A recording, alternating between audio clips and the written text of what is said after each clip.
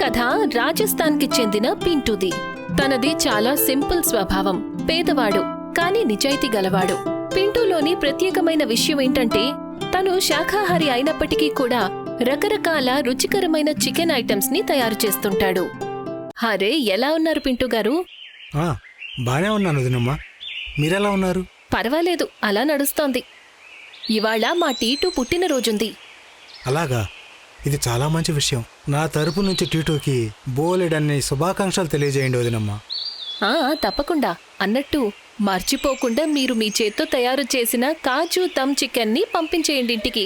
ఇవాళ చాలా మంది అతిథులు రాబోతున్నారు. వాళ్ళకి మీ చేత్తో చేసిన చికెన్ ని తినిపించాలి. తప్పకుండా. మీరు నిశ్చింతగా ఉండండి. సాయంత్రానికల్లా చికెన్ మీ ఇంటికి చేరుకుంటుంది. ఇలాగే నడుస్తూ ఉంది పింటూ జీవితం. తను తన మాటలు అలాగే చేత్తో తయారు చేసిన వంటకాలతో అందరి మనసు గెలుచుకుంటాడు. ఆ కారణంగా హోటల్ యజమాని కూడా ఫిదా అయిపోతాడు. మీకు భోజనం నచ్చింది, అందుకు చాలా సంతోషంగా ఉంది. మళ్ళీ తప్పకుండా రండి. భలే పింటూ, నీకు అసలు సాటే లేదు. నువ్వు కస్టమర్ల మీద ఏం మాయ చేస్తావో తెలియదు. ప్రతి ఒక్కరూ సంతోషంగా వెళ్తారు, మళ్ళీ మళ్ళీ వస్తారు. ఇదంతా ఆ పైవాడి దయసేటు గారు. అరే, ఇది నీ గొప్ప మనసు పింటూ. నువ్వు వచ్చిన తర్వాతే నా సంపాదన రెట్టింపు అయింది. ఇక ముందు ఇంకా పెరుగుతుంది. తప్పకుండా. సరే, నువ్వు నీ పని మీద ఇలానే దృష్టిని పెట్టు. కస్టమర్ల ఇష్టాయిష్టాల గురించి జాగ్రత్త తీసుకో. కస్టమర్లు మనకు భగవంతులతో సమానం. వాళ్ళకి కోపం తెప్పించకూడదు. అలాగే, తప్పకుండా సేటు గారు. పింటూ పని కారణంగా కేవలం తన పేరు మాత్రమే కాదు, హోటల్ పేరు కూడా చుట్టుపక్కల గ్రామాల్లో ప్రసిద్ధి చెందుతుంది. అందరూ దూర దూరాల నుంచి పింటూ చేతి చికెన్ తినడానికి వస్తారు. ఎంతో తృప్తిగా తిరిగి వెళ్తారు. కానీ ఎదుటి వాళ్ల ఇష్టాలను దృష్టిలో పెట్టుకునే పింటూ తరచూ మనస్సులో ఎంతో దిగులుగా ఉండేవాడు. దానికి కారణం ఏంటి అంటే తన పాత భూమి. అమ్మా, ఇవాళ నేనేదైతే చేస్తున్నానో దానికి కారణం నువ్వే. నువ్వేవైతే విషయాలు నేర్పించావో ఆ విషయాలన్నీ ఏమీ కూడా మర్చిపోలేదు. అలాగే మన పొలము, భూమి, ఊర్లో ఉన్న వ్యాపారి వద్ద తాకట్టులో ఉన్నాయన్న విషయం కూడా మర్చిపోను. నేనెంతో దురదృష్టవంతుణ్ణి. నీకు సరిగ్గా వైద్యం చేయించలేకపోయాను, నీ ఆఖరి గుర్తును కూడా కాపాడలేకపోతున్నాను. కానీ నువ్వేం కంగారు పడకమ్మా. ఇవాళ కాకపోతే రేపైనా సరే ఆ భూమిని నేను తప్పకుండా దక్కించుకుంటాను. వాళ్లమ్మ ఆఖరి గుర్తుని తిరిగి దక్కించుకోవడానికి పింటూ రాత్రి పగలు కష్టపడతాడు. కాని పింటూకి ఏం తెలుసు ఇప్పుడు తన కష్టానికి అసలైన ఫలితం దక్కబోతోంది అని. ఇదిగో పింటూ, ఒకసారి ఇలారా. చెప్పండి సేటు గారు. మన పక్క గ్రామంలో ఒక పెద్ద విజ్ఞాన ప్రదర్శన జరగబోతుంది. అందులో బయట ఊర్ల నుంచి చాలామంది జనాలు రాబోతున్నారు. ఏంటి, బయట ఊర్ల నుంచా? అందుకని వాళ్ళు మనల్ని స్పెషల్ చికెన్ డిష్ని తయారు చేసి పంపించమన్నారు. అదే విషయం.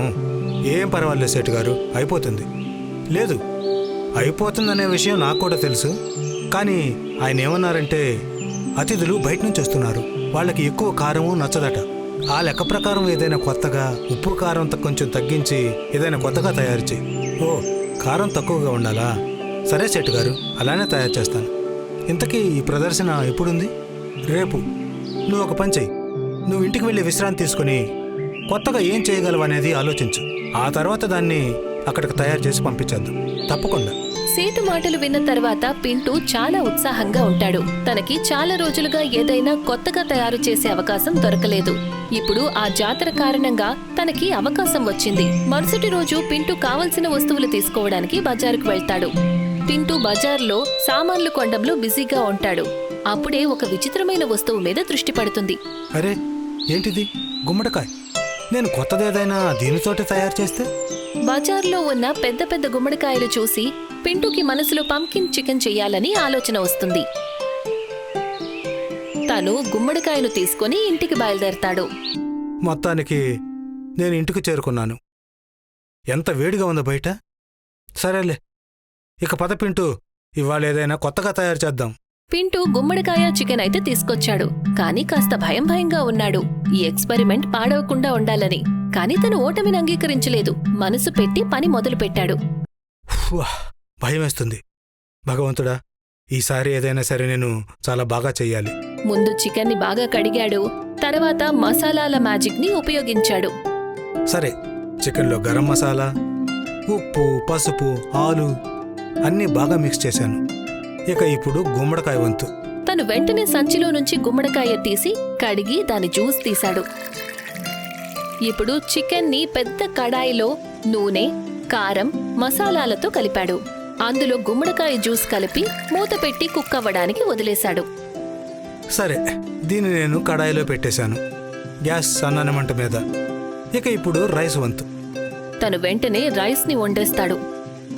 గుమ్మడి రసంలో వండిన చికెన్ని కలిపి దానిని దమ్ములో పెడతాడు, బిర్యానీలాగా. ఇంకేముంది, కాసేపట్లో పింటూ పంకిన్ చికెన్ ఇంకా ప్రత్యేకమైన బిర్యానీ రెడీ. మొత్తానికి నేను సాధించాను. సేటు గారు, అరే పింటూ, ఇంత పెద్ద కటాయి తీసుకుని నువ్వెక్కడి నుంచి వస్తున్నావు? ఇంటి నుంచి సేటు గారు. పక్క ఊరి ప్రదర్శన కోసం నా స్పెషల్ పంప్కిన్ చికెన్ రెడీగా ఉంది. ఏంటి, పంప్కిన్ చికెనా? అరే వా, చాలా బాగుంది. ఇప్పుడే దీన్ని పక్క ఊరికి పంపిస్తాను. సేటు చెప్పిన తర్వాత పింటూ కడాయిని ఆయనకిచ్చి తన రోజువారీ పనిలో బిజీ అయిపోతాడు. సేటు సరైన సమయానికి ప్రదర్శనకు చేరుకుంటాడు. అందరూ భోజనానికి కూర్చున్నప్పుడు పింటూ స్పెషల్ పంప్కిన్ చికెన్ ని అందరికీ వడ్డిస్తారు. అప్పుడే, ఓ మై గాడ్, దీనిని ఎవరు తయారు చేశారు? ఏమైంది సార్, ఏమైనా బాగలేదా? చెప్తాను. ముందు ఈ పంప్కిన్ చికెన్ ఎవరు తయారు చేశారు చెప్పండి. అది నా హోటల్లో ఒక వ్యక్తి పనిచేస్తున్నాడు. చాలా బాగా వంట చేస్తాడు. తనే ఈ డిష్ని తయారు చేశాడు. ఏమైంది సార్, ఏమైనా బాగలేదా? నా చాలా బాగుంది భోజనం. నేను నా జీవితంలో ఇటువంటి చికెన్ని ఎప్పుడు తినలేదు. అందుకని నేను తనకి 1,00,000 రూపాయల బహుమానం ఇవ్వాలనుకుంటున్నాను. ఇదిగోండి, 1,00,000 రూపాయల చెక్కు. ఏంటి, 1,00,000 రూపాయలా? విదేశాల నుంచి వచ్చిన తెల్లదొర చెప్పిన మాట విని సేటు కళ్లల్లో కన్నీళ్లు వస్తాయి. ఆయన ఏమాత్రం ఆలస్యం చెయ్యకుండా ఊరికి తిరిగి వెళ్లి చెక్ని పింటూకిస్తారు. పింటూ, అరే సేటు గారు, నెమ్మదిగా. మీరు పరిగెత్తుకుంటొచ్చారు. అసలు ఏమైంది? అరే, పరిగెత్తకపోతే ఇంకేం చేయాలి చెప్పు. ఇదిగో, ఇది నీ కష్టానికి ఫలితం. ఏంటి, 1,00,000 రూపాయలా? అవును పింటూ, నీ కష్టం ఫలించింది. అవును సేటు గారు, ఇప్పుడు నేను ఆ వ్యాపారి మొత్తం అప్పుని ఇవాళే తీర్చేస్తాను. ఆ తర్వాత తాకట్టు పెట్టుకున్న ఆ భూమిని మొత్తాన్ని కూడా తిరిగి తీసేసుకుంటాను. నువ్వు ఒక పని చెయ్యి, ఒక మంచి హోటల్ పెట్టు. దానితో ఇంకా అభివృద్ధి చెందు.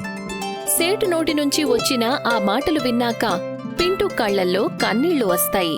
సేటు ఎప్పుడూ కూడా పింటూకి సాయమే చేశారు. అంత జరిగిన తర్వాత కూడా ఆయన పింటూని తనతో పాటు ఉంచుకోవాలని ఆలోచించకుండా తనని అభివృద్ధి చెందమని ప్రోత్సహించారు. మొత్తానికి పింటూ ఆ డబ్బులు తీసుకుని కొత్త జీవితాన్ని ప్రారంభించాడు.